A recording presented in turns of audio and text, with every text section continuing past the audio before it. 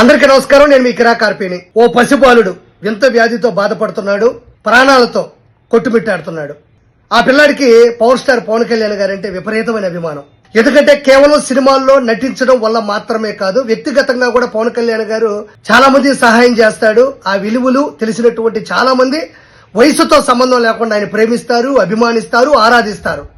అలానే నిరంజన్ అనే కుర్రాడు ఓ వింత వ్యాధితో బాధపడుతూ చివరిసారిగా నాకు పవన్ కళ్యాణ్ గారిని చూడాలని ఉంది దగ్గర నుంచి అనడం, అది ఆయన సోషల్ మీడియా మాధ్యమం ద్వారా వినడం, వెంటనే అక్కడికి చేరుకోవడం, ఆ పిల్లాడి చెయ్యిని తీసుకొని ముద్దు పెట్టుకోవడం, చాలా ప్రేమగా పలకరించడం, పరామర్శించడం, శ్రీవారి కండువాని శాలువాని తనకి భుజాల వెనక భాగం నుంచి వేయడం, బొట్టు పెట్టడం, కన్నీటి పర్వంతో అవడం కూడా జరిగింది. ఆ పిల్లాడేమి వైఎస్ఆర్సీపీలో ఉండేటువంటి పెయిడ్ ఆర్టిస్ట్ కాదు. ఆ పిల్లాడేమి వైఎస్ఆర్సీపీలో ఉండే పెయిడ్ ప్రమోషన్స్, ఎమోషన్స్ ఉండే పిల్లాడు కాదు. నిజంగా ఓ వ్యాధితో బాధపడుతూ చివరి గడియలతో ప్రాణాలతో పోరాడుతున్నటువంటి వ్యక్తి ఆ పిల్లాడు. అది అందరికీ తెలిసిందే. వైఎస్ఆర్సీపీలో ఐపాక్ టీములు రోడ్డు పక్కన ఫేక్ సర్వేలు మాదిరిగా ఇక్కడ కోటేసుకుని ఒకలాగా, అక్కడికి వెళ్ళి గుట్కా వేసుకుని ఒకలాగా అప్పటికప్పుడు దొరికిపోయే కాదు కదా. అతను బాలేదు, ఆ విషయం తెలుసుకున్నాడు, ఓ వ్యక్తిగా వెళ్ళాడు తప్ప ఏదో జనసేనకు సంబంధించిన అధ్యక్షుడు గాను, లేదంటే డిప్యూటీ సీఎం గాను,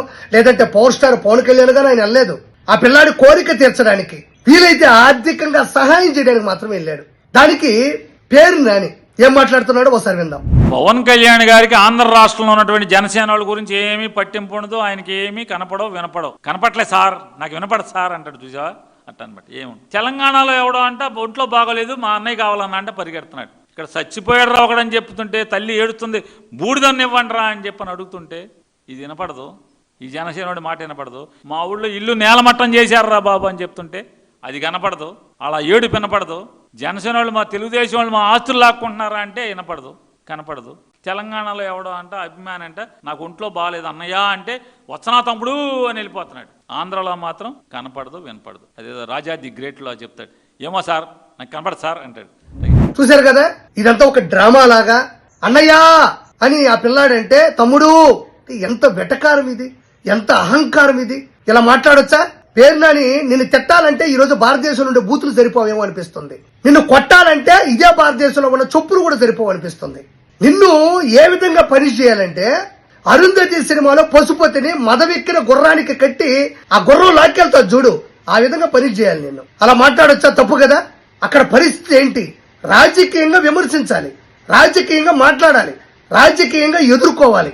ఇలా ప్రాణాలతో చెలగాటాలు, లేదంటే ప్రాణాపాయ స్థితిలో ఉన్న వాళ్ళు ప్రాణంతో కొట్టుబిట్టాడుతున్నప్పుడు చివరి గడియలు వాళ్ళ ఆశలు, ఆశయాలు, కోరికలు నెరవేర్చేటువంటి పరిస్థితిలో కూడా మనం ఇలాంటి దారుణమైనటువంటి మాటలు మాట్లాడుతుంటే జనాలు నిన్ను ఏం చేయాలో అర్థం కావట్లేదు. అందరూ షాక్ లో ఉన్నారు. ఈరోజు రేషన్ బియ్యం అమ్ముకొని ఆ డబ్బులతో అడ్డదిడ్డంగా తిని బలిసి కొట్టుకుంటున్న మాటలు ఇవి. బలిసి కొట్టుకుంటున్న మాటలు. జగన్మోహన్ రెడ్డికి పాలేరు పని చేస్తూ, జగన్మోహన్ రెడ్డికి ఊడిగం చేస్తూ, జగన్మోహన్ రెడ్డికి భజన చేస్తూ పదవుల కోసం మదవెక్కి మాట్లాడుతున్న మాటలు అవి. పవన్ కళ్యాణ్ గారు గతంలో కూడా పహల్గామా దాడిలో చనిపోయినటువంటి మధుసూదన్ రావు గారికి 50 లక్షల రూపాయలు వాళ్ళ కుటుంబం దగ్గరికి వెళ్లి పరామర్శించి పరిస్థితి తెలుసుకుని 50 లక్షలు ఇచ్చారు. భారతదేశ బార్డర్ లో దేశ సంరక్షణ కోసం చనిపోయిన ముద్దుబిడ్డ మురళీ నాయక్ వాళ్ళ కుటుంబం దగ్గరికి వెళ్లి పరామర్శించి 25 లక్షలు ఇచ్చారు. అదే జగన్మోహన్ రెడ్డి తెనాల్లో ఒక హెడ్ కానిస్టేబుల్ మీద అటాక్ చేసి చంపబోతుంటే వాళ్ళని పనిష్ చేస్తే వాళ్ళ మీద లేని కేసు ఏమీ లేదు, అన్ని కేసులు ఉన్నాయి. గంజాయి కేసు ఉంది, ఒక కేసు కాదు. ఒక హెడ్ కానిస్టేబుల్ ని చంపబోయినటువంటి నిందితుల్ని, దొంగల్ని, ఆల్రెడీ ఎన్నో కేసులు ఉండే వాళ్ళని జగన్మోహన్ రెడ్డి పరామర్శించడానికి వెళ్ళాడు. ఆ తర్వాత అక్కడికి వెళ్ళిన తర్వాత వాళ్ళ మీద కేసులు ఉన్నాయి కదా, అవి నాకు తెలియదు అన్నాడు. అలాంటి ముఖ్యమంత్రి కింద పనిచేస్తున్న వ్యక్తి నువ్వు. ఓ వ్యక్తి రాజకీయంగా బెట్టింగ్లు పెట్టుకుని డబ్బులు మొత్తం కోల్పోయి అప్పులోళ్ళు ఇంటి మీద కూర్చుంటే తట్టుకోలేక చనిపోతే ఆ వ్యక్తితో భారతదేశానికి సేవ చేసినట్టు, సమాజానికి సేవ చేసినట్టు, అతని కాంస్య విగ్రహాన్ని ప్రారంభోత్సవానికి అతని కుటుంబాన్ని పరామర్శించడానికి వెళ్ళినటువంటి మనిషి జగన్మోహన్ రెడ్డి. ఎవరిని పరామర్శిస్తాడు?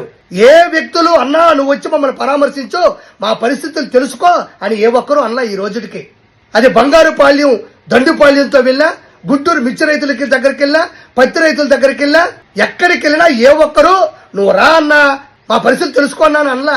అన్ని పెయిడ్ ప్రమోషన్సే కదా, పెయిడ్ ఆర్టిస్టులతోనే కదా, శాంతి భద్రతలకు ఆటంకమే కదా.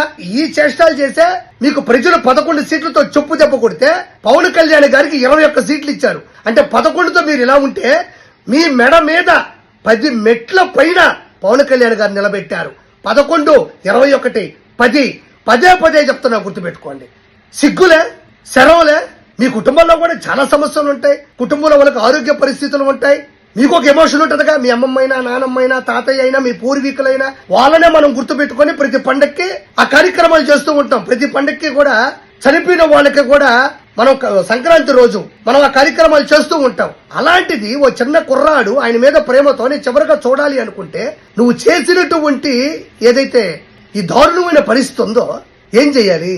కాబట్టి ప్రజలు ఖచ్చితంగా దీన్ని అర్థం చేసుకోవాలి. పవన్ కళ్యాణ్ గారికి వాళ్ళ అభిమానులకి చెప్పగలిగింది ఒకటే, సార్ మీరు ఒక శిఖరం, మీరు ఇలాంటివి ఎన్నో చేశారు. ఒక పవర్ స్టార్ పవన్ కళ్యాణ్ అనే ఇమేజ్ తో ఈ రోజు ముఖ్యమంత్రి అవ్వలేదు. చిరంజీవి గారి తమ్ముడు అన్న ఇమేజ్ తో మీరు ముఖ్యమంత్రి అవ్వలేదు. పవర్ స్టార్ పవన్ కళ్యాణ్ అనే వ్యక్తి నిజాయితీగా, నికార్సుగా 10 మందికి సహాయం చేసే వ్యక్తి, తన దగ్గర ఉండేటువంటి పూర్తి అమౌంట్ ని పేద ప్రజలకు ఇచ్చేటువంటి వ్యక్తి. ఈ రోజు ప్రత్యేకంగా ఎవరో వచ్చి మాట్లాడితేనో, ఎవరో వచ్చే ఇలాంటి దౌర్భాగ్యంగా అంటేనో పవన్ కళ్యాణ్ గారి స్థాయిని తగ్గించలేరు, ఆయన స్థానాన్ని తగ్గించలేరు, ఆయన హోదాను తగ్గించలేరు. కాబట్టి ఇలాంటి వ్యక్తులని 2029 ఎలక్షన్స్ లో చెప్పుతో కొట్టినట్టు మళ్లీ ఓడించాలని మనస్ఫూర్తి కోరుకుంటూ థ్యాంక్ యూ సో మచ్.